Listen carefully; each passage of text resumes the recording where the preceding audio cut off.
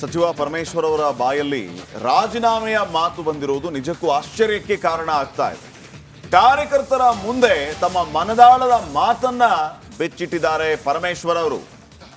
ಕಾರ್ಯಕರ್ತರ ಆಕಾಂಕ್ಷೆಗೆ ಸ್ಪಂದನೆ ಮಾಡೋದಕ್ಕಾಗ್ತಾ ಇಲ್ಲ.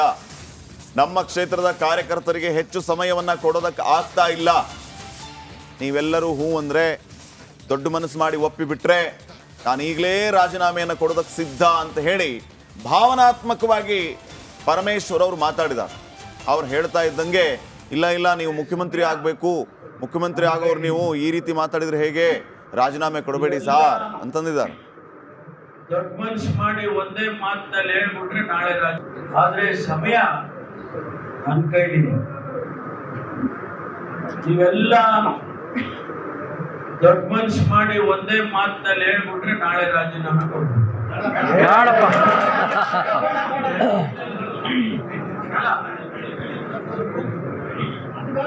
ಅವಾಗ ನಾನು ನಿಮ್ ಜೊತೆಲಿ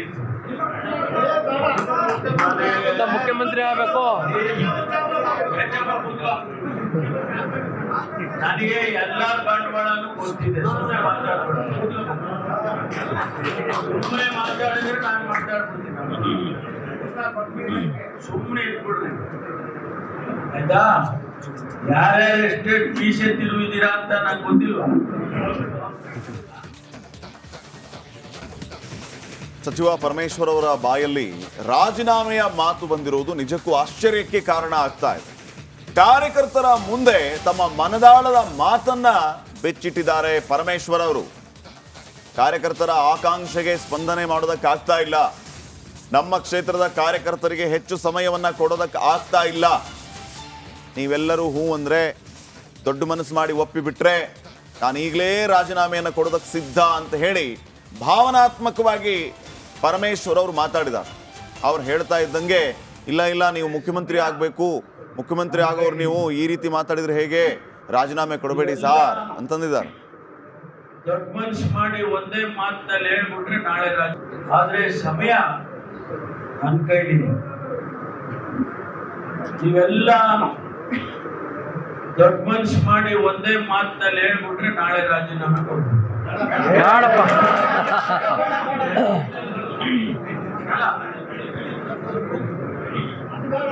ಅವಾಗ ನಾನು ನಿಮ್ ಜೊತೆಲಿ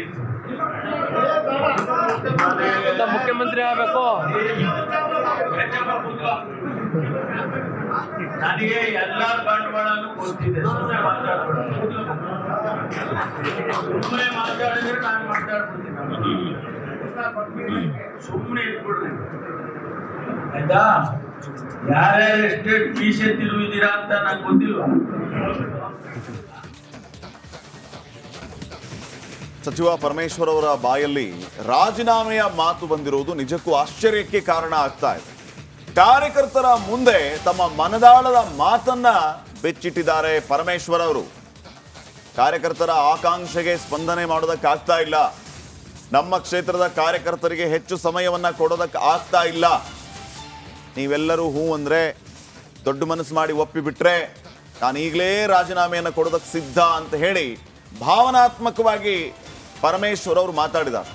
ಅವ್ರು ಹೇಳ್ತಾ ಇದ್ದಂಗೆ ಇಲ್ಲ ನೀವು ಮುಖ್ಯಮಂತ್ರಿ ಆಗಬೇಕು, ಮುಖ್ಯಮಂತ್ರಿ ಆಗೋರು ನೀವು ಈ ರೀತಿ ಮಾತಾಡಿದ್ರೆ ಹೇಗೆ, ರಾಜೀನಾಮೆ ಕೊಡಬೇಡಿ ಸಾರ್ ಅಂತಂದಿದ್ದಾರೆ. ದೊಡ್ಡ ಮನ್ಸು ಮಾಡಿ ಒಂದೇ ಮಾತಿನಲ್ಲಿ ಹೇಳ್ಬಿಟ್ರೆ ನಾಳೆ ಆದ್ರೆ ಸಮಯ ನನ್ನ ಕೈಲಿದೆ. ನೀವೆಲ್ಲ ದೊಡ್ಡ ಮನ್ಸು ಮಾಡಿ ಒಂದೇ ಮಾತಿನಲ್ಲಿ ಹೇಳ್ಬಿಟ್ರೆ ನಾಳೆ ರಾಜೀನಾಮೆ ಕೊಡ್ಬೇಕು.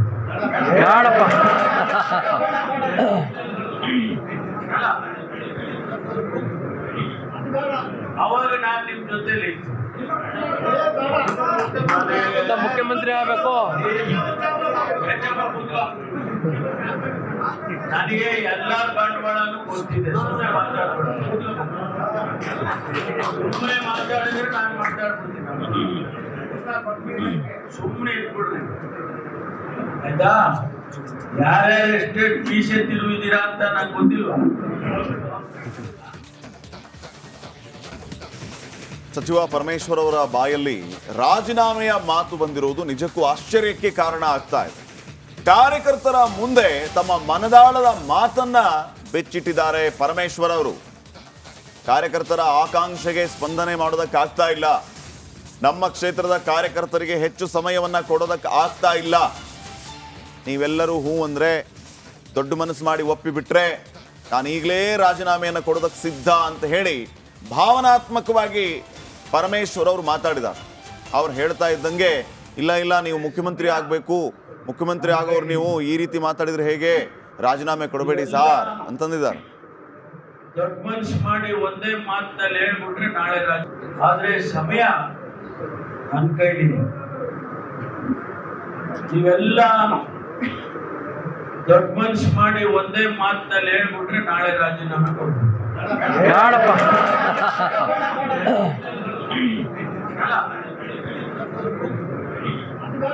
ಅವಾಗ ನಾನು ನಿಮ್ ಜೊತೆಲಿ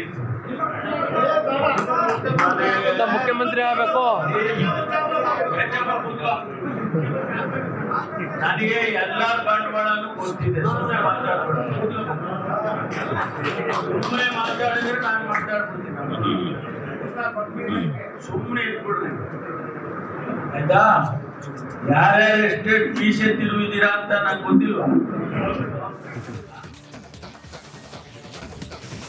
ಸಚಿವ ಪರಮೇಶ್ವರ್ ಅವರ ಬಾಯಲ್ಲಿ ರಾಜೀನಾಮೆಯ ಮಾತು ಬಂದಿರುವುದು ನಿಜಕ್ಕೂ ಆಶ್ಚರ್ಯಕ್ಕೆ ಕಾರಣ ಆಗ್ತಾ ಇದೆ.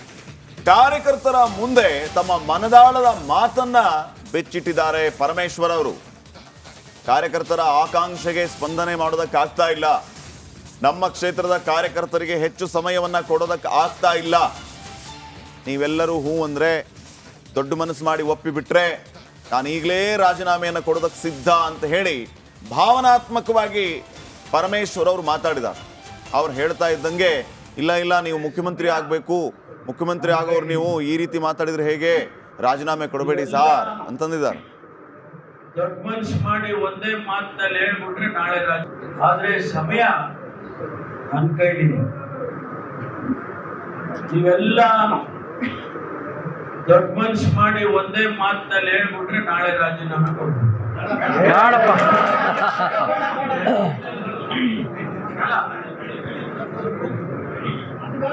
ಅವಾಗ ನಾನು ನಿಮ್ ಜೊತೆಲಿ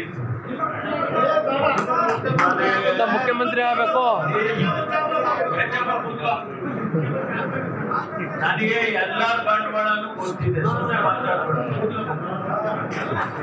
ಸುಮ್ಮನೆ ಮಾತಾಡಿದ್ರೆ ನಾನು ಮಾತಾಡ್ಬಿಡ್ತೀನಿ. ಸುಮ್ಮನೆ ಇಟ್ಬಿಡ್ರಿ ಆಯ್ತಾ? ಯಾರ್ಯಾರು ಎಷ್ಟೆಷ್ಟು ಮೀಸೆ ತಿರುವಿದ್ದೀರಾ ಅಂತ ನಂಗೆ ಗೊತ್ತಿಲ್ವಾ? ಸಚಿವ ಪರಮೇಶ್ವರ್ ಅವರ ಬಾಯಲ್ಲಿ ರಾಜೀನಾಮೆಯ ಮಾತು ಬಂದಿರುವುದು ನಿಜಕ್ಕೂ ಆಶ್ಚರ್ಯಕ್ಕೆ ಕಾರಣ